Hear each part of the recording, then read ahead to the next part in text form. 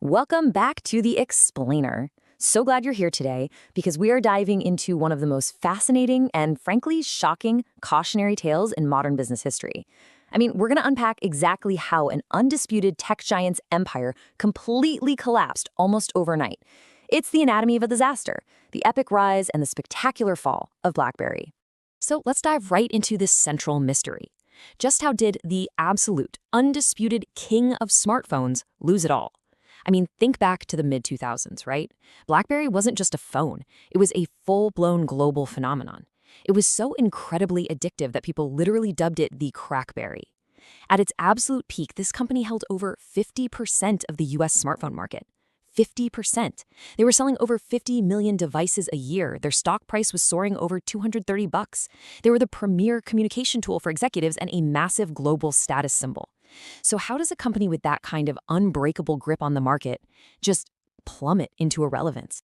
Well, to really wrap your head around the sheer scale of this devastation, take a look at this number. 0%. Yep, that is BlackBerry's current share of the global smartphone market. Literally zero. It's an absolute, complete evaporation of their core hardware business. Honestly, it is hard to fathom a 50% market share just vanishing into thin air. But that is exactly what happened. And to understand this zero, we really have to go back and understand where they started. Section 1. The Smartphone Pioneer. Early Innovations. Before we dissect the failure, we need to understand exactly what kind of empire BlackBerry had built. Research in Motion, or RIM as they were known, was founded back in 1984 by Mike Lazaridis and Douglas Fregin. It was just a tiny Canadian startup focused on wireless data. By 1988, they were already rolling out connectivity products. But the real magic, that happened in the late 90s. In 1996, they introduced their first keyboard device, and then in 1999, boom, the BlackBerry 850 dropped. It literally brought revolutionary secure push email right to the palm of your hand. By the year 2000, the BlackBerry 957 was out, and they'd effectively invented the modern smartphone space for business. These iconic early devices were legendary.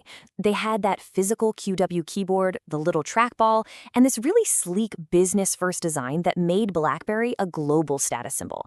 Nearly 79 million loyal users trusted these things. Governments, massive corporations, everyone relied on their BlackBerry enterprise server for perfectly secure, real-time email. They totally dominated. But out on the horizon, the weather was changing. Section 2. The touchscreen revolution, a shifting market. So, the touchscreen was this massive disruptive force that caught BlackBerry completely off guard. See, BlackBerry was super entrenched in its core focus: enterprise customers, strict security, and those physical keyboards. That was their cash cow. Meanwhile, Apple and Google are entering the arena with a radically different approach. They're going after everyday mass consumers, third-party app ecosystems, and super intuitive touch interfaces. When the original iPhone launched in 2007, BlackBerry executives actually dismissed it. They called it a niche product and insisted people would always prefer physical typing. It is the classic innovator's dilemma. BlackBerry was so focused on catering to its most important corporate clients that it totally neglected this massive, rising consumer demand for media, games, and, actual beautiful web browsing. Section 3. The Perfect Storm Disaster, a Rushed Response. Now, when BlackBerry finally realized the consumer market was running away from them, they panicked.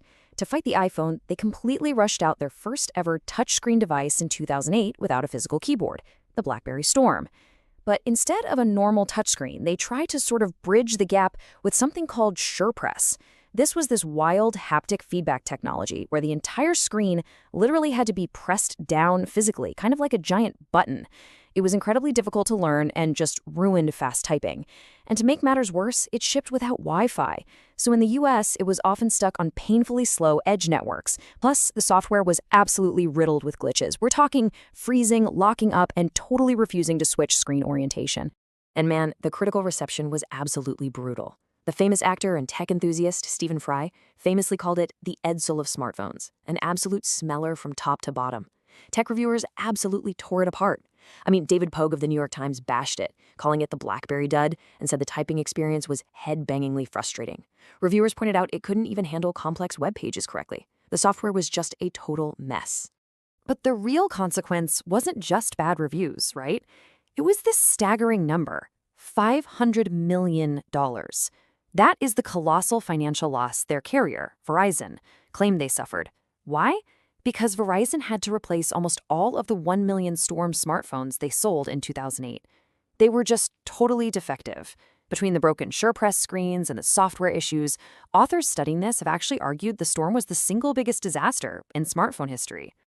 Section 4, Project Management Failures, Internal Diseases.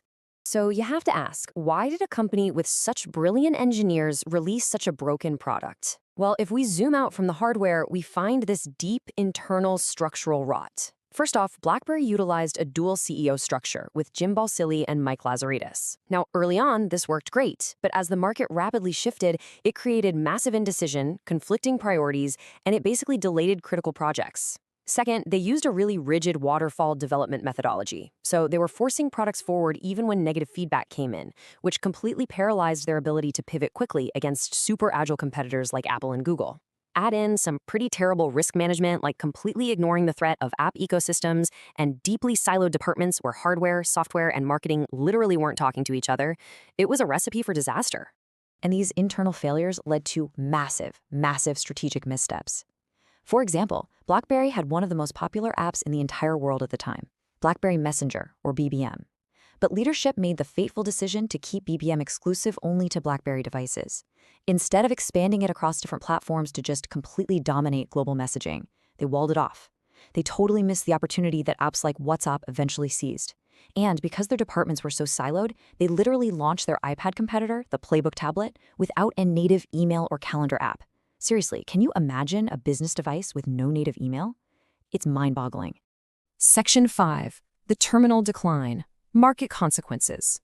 All of these accumulated failures led to very real-world market consequences. Basically, the explosive, totally unstoppable rise of Android and iOS. Apple and Google built this massive moat around their third-party app ecosystems, offering consumers literally hundreds of thousands of apps. Meanwhile, BlackBerry's first-party app store, BlackBerry World, was just a ghost town. Developers were totally ignoring the platform.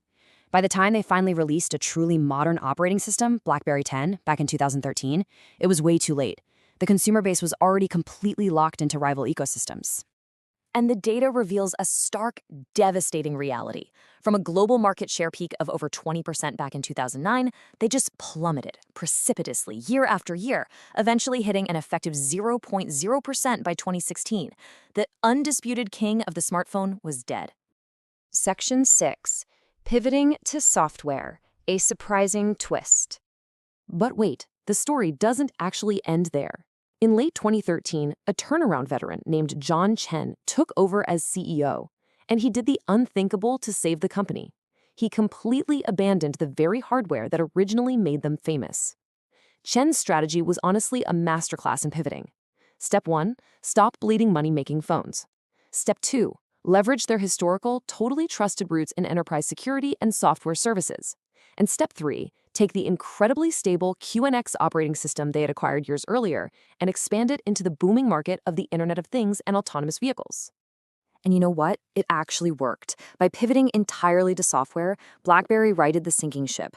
Their QNX software system is now a massive player in automotive innovation, securing huge partnerships with heavyweights like Baidu, NVIDIA, and Qualcomm to power autonomous vehicle systems. By focusing on what they actually did best, which is secure, highly reliable software, they returned their stock to profitable growth. They are no longer a phone company, they are a critical software infrastructure company. Which brings us to our final takeaway. BlackBerry's initial downfall wasn't just about missing a hardware trend, right? It was a profound failure of project management, of rigid leadership, and of flat-out ignoring consumer desires until it was way too late. So as we look at how incredibly fast a static giant can fall, I want to leave you with this provocative thought. In a business world that is moving at absolute light speed, are you anticipating the market, or are you just reacting to it? Thanks so much for joining me on this explainer, and keep learning.